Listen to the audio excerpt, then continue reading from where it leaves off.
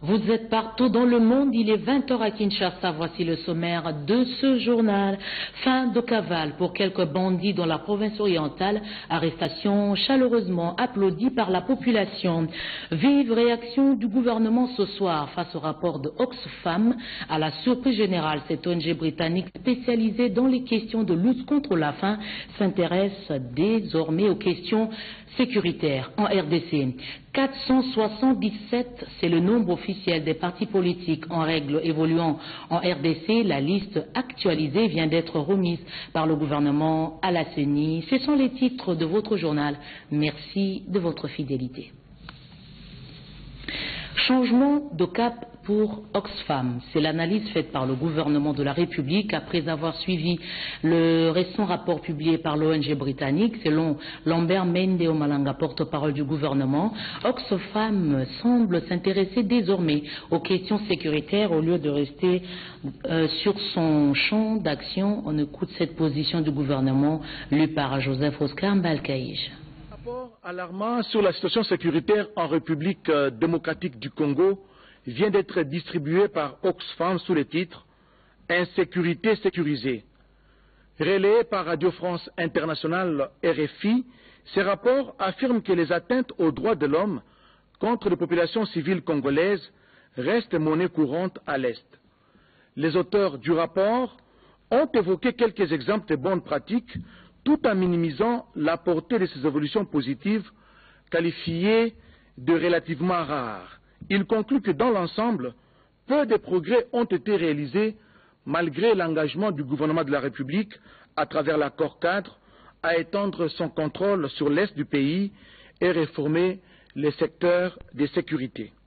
On peut questionner à la fois la crédibilité et l'opportunité de ces rapports et particulièrement les choix du moment de sa publication. En effet, ce rapport est issu d'une enquête qui aurait été diligentée en août et septembre 2014, qu'on les gardait sous les coudes pour ne les rendre publics que 6 mois après et précisément au moment où les forces armées de la République sont en train de mener seules et sans l'appui des forces internationales une opération victorieuse de désarmement forcé des rebelles rwandais des FDLR à de quoi intriguer. Ces choix méthodologiques semblent adossés à une volonté de démoraliser et démobiliser les populations congolaises afin de tuer en elles toute confiance en leurs propres forces de défense et de sécurité. Voué à la réduction de la pauvreté et de l'injustice, selon ces objectifs redéfinis en 1995, Oxfam, qui s'occupait depuis 1942 de lutte contre la famine dans le monde, n'est certainement pas outillé pour mener une évaluation crédible de la situation militaire et sécuritaire complexe qui prévaut à l'est de la République démocratique du Congo et dans la région des Grands Lacs. Mettre en œuvre des programmes d'urgence et de développement dans un pays ne lui confère aucune expertise pour pouvoir se substituer utilement au Comité national et régional de suivi de la mise en œuvre de l'accord cadre d'Addis Abeba, à la CIRGL, Conférence internationale pour la région des Grands Lacs, à l'Union africaine et au Conseil de sécurité des Nations unies que les signataires du dit accord ont appelé à en assurer le suivi et qui disposent des compétences idoines à cette fin. Quelques poches d'insécurité subsistent sur des sites de déploiement d'Oxfam, mais cela ne transforme pas cette ONG britannique en évaluateur attitré du processus sécuritaire qui transcende les frontières de la RDC. Ceux qui ne s'embarrassent d'aucune démonstration susceptible d'éclairer quant à la régression ou non de la situation sécuritaire dans nos provinces de l'Est donnent à croire que les auteurs de ces rapports tentent simplement de conforter la fausse idée d'un État congolais failli, incapable de se passer de l'assistance des bons samaritains que sont notamment certains acteurs internationaux comme Oxfam. Ce n'est pas un hasard si les FARDC sont redevenus la cible de nombre de nos partenaires étrangers depuis que leurs performances ont démontré que notre pays peut résoudre seul ses problèmes de sécurité sans un appui extérieur massif. C'est le fondement des critiques acerbes d'Oxfam qui prétend, sans la moindre preuve, que les troupes gouvernementales congolaises, sous-payées, mal formées et mal équipés sont au cœur de l'insécurité, notamment dans le grand nord du Kivu. De fait, dans cette partie du pays, les populations ont renoué récemment avec une vie normale grâce au sacrifice de leur armée qui bénéficièrent d'un programme intensif de formation, d'équipement et d'amélioration des conditions de ces troupes ont terrassé les groupes criminels qui y pilulent. Les membres de la société civile du Nord Kivu qui suivent l'évolution de la situation de plus près que les experts d'Oxfam ont peint un tableau substantiellement différent qui est celui du pessimisme délibérément cultivé par l'ONG britannique Oxfam. Ils ont en effet félicité chaleureusement les éléments des forces armées de la République démocratique du Congo, dont les populations du CRU apprécient le dévouement, le rendement et la discipline. Au cours de ces dernières semaines, la population des deux provinces du Kivu multiplie les appels pathétiques au président de la République et chef de l'État, Joseph Kabila Kabange, et à son gouvernement, pour que de nouvelles unités de FARDC y soient envoyées en vue de rétablir et de maintenir la sécurité. Une pareille démarche ne s'explique pas dans l'hypothèse fallacieuse d'Oxfam qui accuse les forces armées de la République démocratique du Congo d'être au cœur de l'insécurité. Cet éditorial porte la signature du ministre de la Communication et des Médias, Lambert Mende Omalanga. Gerd Müller, ministre allemand de la coopération économique et développement, est dans nos murs. Il a franchi les portillons de l'hôtel du gouvernement ce jeudi avec le Premier ministre Augustin Matata Ponyo. Les échanges ont tourné autour du renforcement de la coopération entre les deux pays. Gisèle Ngalo-Lampoy. Un des partenaires privilégiés de la République démocratique du Congo, la République fédérale d'Allemagne est prête à poursuivre ses projets de coopération en RDC. Le ministre allemand du développement, Gerd Müller, a partagé cette volonté avec le Premier ministre Matata Ponyo Mapon au cours de l'audience lui accordée le jeudi 12 mars 2015. Je me réjouis du fait que la République démocratique du Congo fasse du progrès. Vous avez un taux de croissance très impressionnant.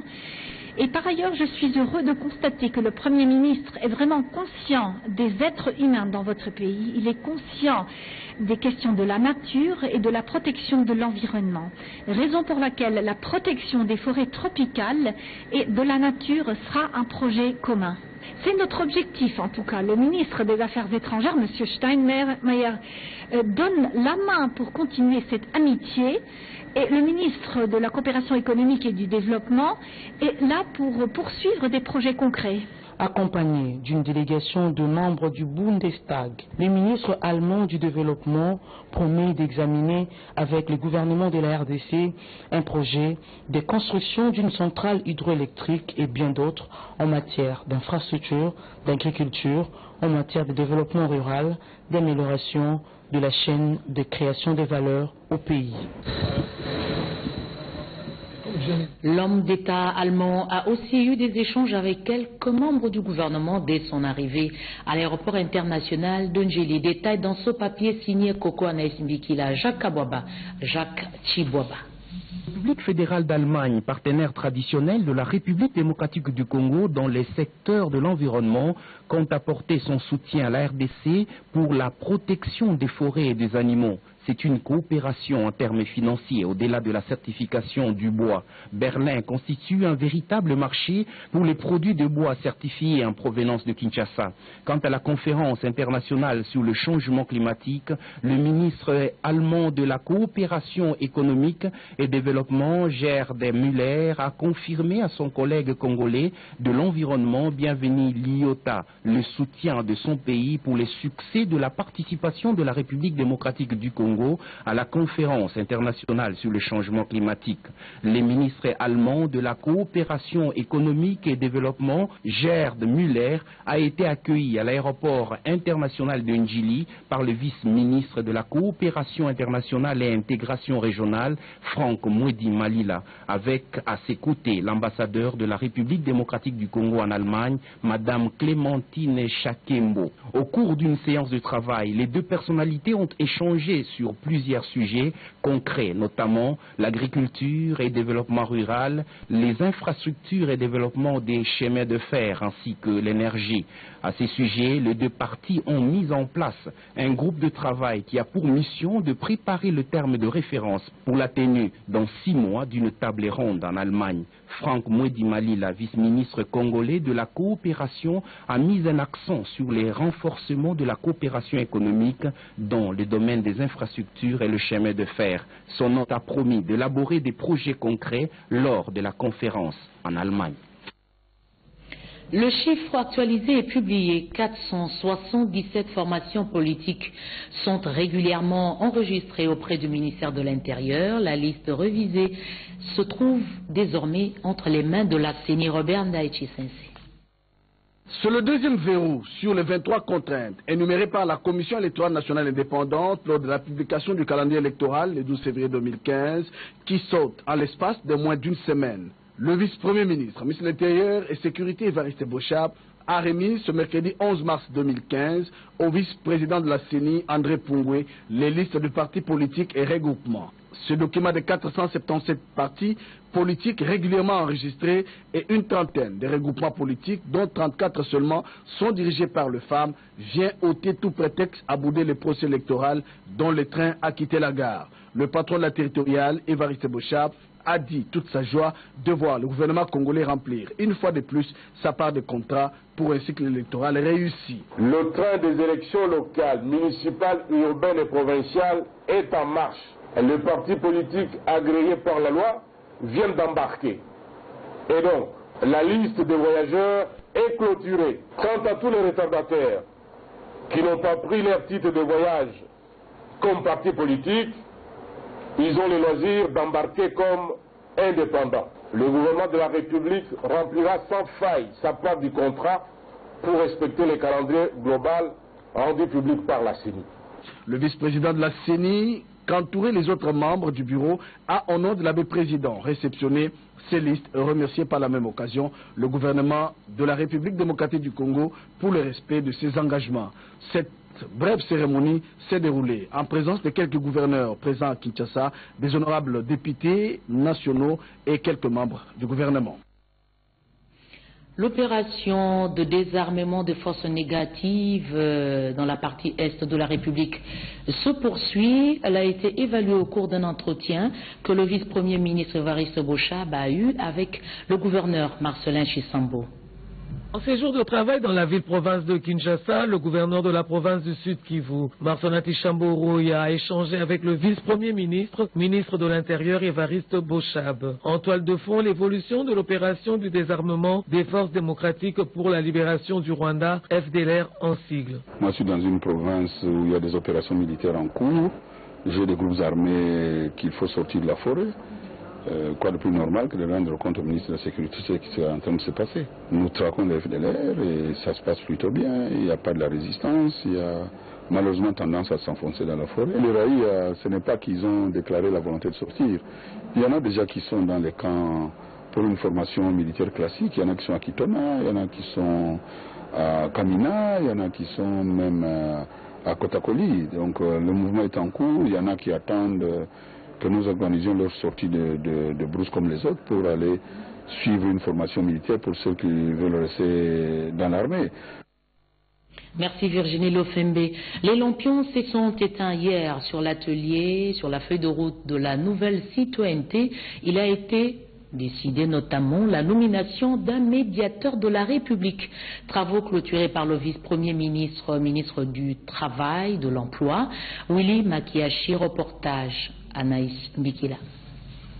Le vice-premier ministre, ministre de l'Emploi, Travail et Prévoyance sociale, Willy Makiashi, représentant le premier ministre à ces 2 journées de travaux de validation de la note conceptuelle et de la feuille de route sur l'initiation à la nouvelle citoyenneté, a réaffirmé l'engagement de la RDC à promouvoir un nouveau type d'éducation pour un nouveau type de citoyen. pour un Congo porteur de nouvelles espérances. Pour le vice-premier ministre, la tenue de cet atelier par le ministère de l'Enseignement primaire, secondaire et initiation à la nouvelle citoyenneté témoigne de la ferme volonté et la détermination de tous d'entreprendre les efforts nécessaires en vue de promouvoir une nouvelle philosophie, celle de combattre les dérives comportementales, éradiquer les antivaleurs, changer les mentalités de la population et créer un nouveau type de citoyens, patriotes et responsables. Instituer un médiateur de la République pour garantir le succès de la mise en œuvre de ce processus, mettre en place de manière urgente par le gouvernement un dispositif institutionnel de pilotage en vue de promouvoir un dialogue permanent entre les acteurs étatiques et non étatiques. Ce sont là certaines recommandations formulées à l'issue de ces assises de 2 jours. La tenue de cet atelier national constitue une première avancée significative dans le dialogue et la recherche des stratégies du processus dans le but de matérialiser la vision du président de la République, Joseph Kabila Kabange, de faire la RDC un pays émergent à l'horizon 2030. L'objectif global était d'offrir aux forces vives des nations congolaises un cadre de réflexion et d'échange pour l'État et les partenaires qui contribuent à l'éveil d'une nouvelle mentalité et d'une conscience citoyenne. Thomas Lohakalo Senjola revient de Barcelone. Il a déployé sur place bon nombre d'activités que nous allons découvrir en images, mais aussi dès son retour à Kinshasa, le vice-premier ministre chargé de postes nouvelles technologies de l'information et de la communication voulait en savoir un peu plus sur l'état d'avancement du déploiement de matériel de la société de télécommunications Yosma Beston. Explication Blondine Wavingana. Durant son séjour à Barcelone, en Espagne, où il a représenté la République démocratique du Congo au congrès annuel du G7, le vice-premier ministre, ministre de Postes, Télécommunications, Nouvelles technologies de l'information et de la communication, Thomas Lohakalo Senjola, s'est entretenu avec la délégation de la République tchèque, représentée par M. Miograf et Mirko. L'entretien a tourné autour de la création d'un partenariat entre la République tchèque et la RDC dans le secteur des télécommunications, de la biométrie, du portail gouvernemental, de la banque postale et du financement de l'Organisation régionale africaine des télécommunications par satellite, RASCOM RDC. Satisfait de cette rencontre, le vice-premier ministre, ministre Thomas Lohakalo Senjola, a rassuré à ses interlocuteurs les soutiens du gouvernement congolais dans leur démarche de vouloir investir en RDC, étant donné que le climat des affaires s'est sensiblement amélioré. De son retour à Kinshasa, le patron de Petentic, Thomas Louaka, a échangé avec le directeur général de la société des télécommunications, Yosma Beston Tshisele, au sujet de l'état d'avancement du déploiement des matériaux de son entreprise sur toute l'étendue du territoire national. Au sortir de l'audience, le directeur général de cette entreprise s'était senti soutenu par la vision du vice-premier ministre qui, à travers la feuille de route du gouvernement, cherche à étendre les entreprises de télécommunications sur l'ensemble de la République. Le numéro 1 de Petentic a garanti son implication pour assainir le secteur des télécommunications, deuxième pourvoyeur des recettes non fiscales au trésor public. Les ministres des Affaires étrangères de la CPGL sont à Luanda. Notre envoyé spécial sur place, Jean-Paul Baziaka, nous a envoyé les images d'ouverture des travaux. La paix, la sécurité et la stabilité dans la région des Grands Lacs étaient au centre des échanges des ministres des Affaires étrangères des pays membres de la CPGL réunis dans la capitale angolaise Luanda. À la réunion des chefs de la diplomatie de la CPGL à Luanda, le ministre des Affaires étrangères et de la coopération internationale, Raymond Tshubanatunga Mulongo, conduisait une forte délégation congolaise composée de François Mwamba, coordonnateur du mécanisme national de suivi de l'accord cadre, du général Denis Kalou Menumbi, expert de la présidence de la République, ainsi que de hauts fonctionnaires du ministère des Affaires étrangères et de la coopération internationale. En toile de fond, l'évaluation de la situation sécuritaire et la paix dans la région, plus particulièrement la situation en République centrafricaine, en République du Soudan du Sud et en République démocratique du Congo. L'objectif des échanges des ministres des Affaires étrangères des 12 États membres de la CPGL qui composent cette organisation régionale, analyser les pas franchis dans la mise en œuvre des pactes sur la sécurité, la stabilité et le développement dans la région des Grands Lacs, analyser les rapports annuels 2014 du secrétariat de la CPGL, le plan d'action 2015, l'état des contributions des pays membres au budget de la CPGL et aux institutions affiliées et approuver la feuille de route pour le recrutement du nouveau secrétaire exécutif de la CPGL pour la période 2016 à 2019. La réunion a félicité et encouragé le gouvernement de la République démocratique du Congo à poursuivre la mise en œuvre des décisions du sommet sur la neutralisation des forces négatives dans l'est de la République démocratique du Congo. Elle a appelé à l'accélération de la mise en œuvre des déclarations de Nairobi et au rapatriement volontaire de tous ex-combattants M23 du Rwanda et de l'Ouganda.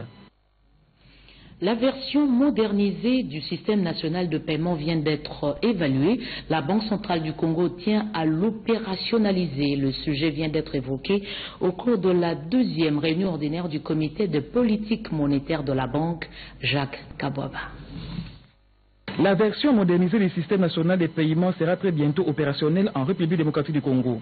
La Banque centrale du Congo s'y attelle pour ce faire. Il s'agit d'une réforme importante visant le développement intégré du secteur bancaire et financier en République démocratique du Congo. Tout passe par le système hybride de paiement des gros montants en temps réel, les RTGS, la chambre de compensation automatisée pour les petits montants non urgents et les dépositaires centrales des titres. Les gouverneurs de la Banque centrale du Congo, Deogracias Mutomomona Niembo, en veut pour preuve l'évolution satisfaisante du projet. Nous avons fait, avec l'aide de la firme Standard Télécom, des grands travaux de génie civil. Mais la deuxième étape, nous y sommes déjà.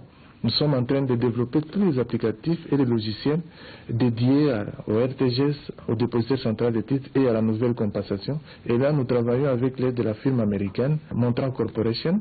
Nous sommes vers le début. Je pense que si tout va bien, d'ici la fin de l'année, ou plus tard, premier trimestre de l'année prochaine, le nouveau système modernisé sera mis en service. La Banque centrale du Congo s'engage aussi à accélérer les processus de l'interbancarité des systèmes de paiement par carte en francs congolais sur l'ensemble du pays, une manière de résoudre efficacement les problèmes de la bancarisation. Un autre acquis, c'est le maintien des dispositifs actuels des politiques monétaires, notamment les taux directeurs à 2%, fruit d'une stabilité observée sur les différents marchés et l'absence de chocs majeurs prévisibles sur la liquidité bancaire en court terme. Avant de terminer la réunion, le comité des politiques monétaires s'est félicité de la publication dans les délais du rapport sur la politique monétaire en 2014, présenté par le gouverneur de la Banque centrale du Congo, qui s'inscrit dans le cadre de la transparence de la politique monétaire et qui est déjà disponible à la bibliothèque et au site web de la Banque centrale du Congo. Je l'ai annoncé au sommaire, ils sont une dizaine. Ils ont longtemps sémé le trouble dans la province orientale. La police nationale congolaise vient de mettre fin à leur aventure. L'espoir de vivre dans la quiétude renaît de nouveau chez les Boyomais, entendez par là les habitants de Kisangani, après la calmie observée depuis bientôt une semaine et demie. Une semaine et demie sans braquage, assassinat, ni vol nocturne à main armée, fruit des stratégies et efforts peaufinés et fournis par le comité urbain de sécurité, piloté par le maire intérimaire de Kisangani, Justin Ramazani Tabora, après observation et étude des modes d'opération des auteurs de ces cas d'insécurité. Justin Ramazani Tabora s'est appuyé sur l'expertise de la police et les résultats d'une semaine d'action d'envergure sont déjà positifs. Plus d'une dizaine de ces inciviques appréhendés, parmi lesquels des brebis galeuses de l'armée et quelques biens de valeur volés récupérés. Nous félicitons nos forces armées, la police nationale congolaise, la population. Nous félicitons toutes les autorités judiciaires qui se battent pour sécuriser la ville de Kisangani. Et nous sommes convaincus qu'avec ces ratissages, avec tous ces bouclages qui se font dans la ville de Kisangani, la ville pourra reprendre son calme d'attente et que la population pourrait vaquer paisiblement à leurs occupations. Les coups de filet réalisés ces 2 dernières semaines redonnent l'espoir et le maire intérimaire de Kisangani, Ramazani Tabora, réitère son appel à la population d'avoir confiance à sa police et de dénoncer tout mouvement suspect. Un défi que Justin Tabora Ramazani est en passe de relever. La province de l'Équateur et la firme Aïs Africa viennent de sceller un mariage. Le gouverneur intérimaire Sébastien Impeto et cette firme viennent de signer un contrat sur la certification des bois exploités. Commentaire Jacques Chubabouameji.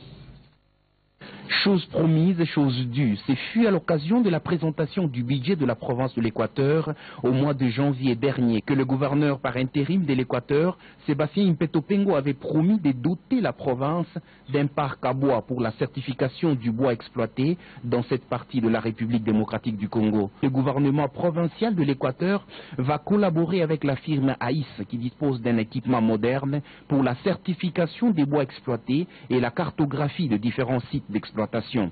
Voilà qui justifie la signature du contrat de partenariat que le chef de l'exécutif provincial Sébastien Ipetopengo vient de signer avec le responsable de la firme Aïs en présence de ministres provinciaux. Le bois qui quitte l'Équateur, qui va jusqu'en Europe, n'est pas identifié, il n'y a pas de traçabilité. Et donc l'Équateur perd beaucoup de moyens par rapport à cette ressource. C'est ainsi qu'ils nous ont approchés pour savoir un peu comment ensemble nous pourrions conjuguer les efforts pour que ce bois-là, il soit identifié, qu'il soit connu, que sa traçabilité soit assurée, parce qu'à travers le parc à bois, nous pourrions déjà, nous, au niveau de l'Équateur, identifier des bois, et aussi, ça va créer de l'emploi et des ressources nécessaires à la promotion ou à l'épanouissement des Équatoriens. La province de l'Équateur compte maximiser les recettes publiques à travers l'exploitation légale de la forêt. On termine par Tigo Women. C'est le nouveau programme que vient de lancer cette société de téléphonie cellulaire. Programme lancé pour soutenir les femmes talentueuses. Qui sont ces femmes? Explication Serge Mata, Maurice Mbewa. Cette rencontre a eu comme objectif outiller toutes les femmes de Tigo des différents coins du pays en rapport avec leur vie professionnelle et les encourager à briguer différents postes. Au menu, discussion, présentation des statistiques des postes occupés par les femmes, partage d'expériences, ateliers entre femmes de Tigo, autour des défis auxquels elles font face dans le monde du travail. Il ne s'agissait pas de séparer les hommes des femmes, mais d'encourager la diversité, car les compagnies les plus fortes sont celles qui affichent une grande diversité au sein de leurs équipes, a souligné la directrice générale de Tigo RDC. Uche Ofodile a en outre attiré l'attention de l'assistance sur l'histoire de sa carrière et certaines règles à respecter pour devenir un leader respecté. Le plus grand défi actuellement, c'est que Tigo devienne un très grand joueur sur le marché et nous serons les meilleurs. Je ne pense pas à autre chose pour le moment parce que le challenge que nous avons actuellement est un très grand challenge. Pour Eli Memeli Wando, Performance and Development Manager at Tigo, les femmes sont cruciales au bon fonctionnement d'une entreprise avec une approche différente pour gérer les problèmes. L'idée derrière les lancements de ces programmes internes de soutien aux femmes dénommés Tigo Women est de créer un réseau pour les femmes talentueuses de cette société de télécommunications cellulaires. Question de faire en sorte qu'elles soient bien visibles au sein de Tigo RDC qui entend augmenter son effectif féminin. Souriez, vous avez Tigo. Ce journal est terminé. Madame, Messieurs, merci de l'avoir suivi à travers le monde. L'actualité revient à 22 h à la présentation Agathe Makila. Excellente soirée à toutes et à tous.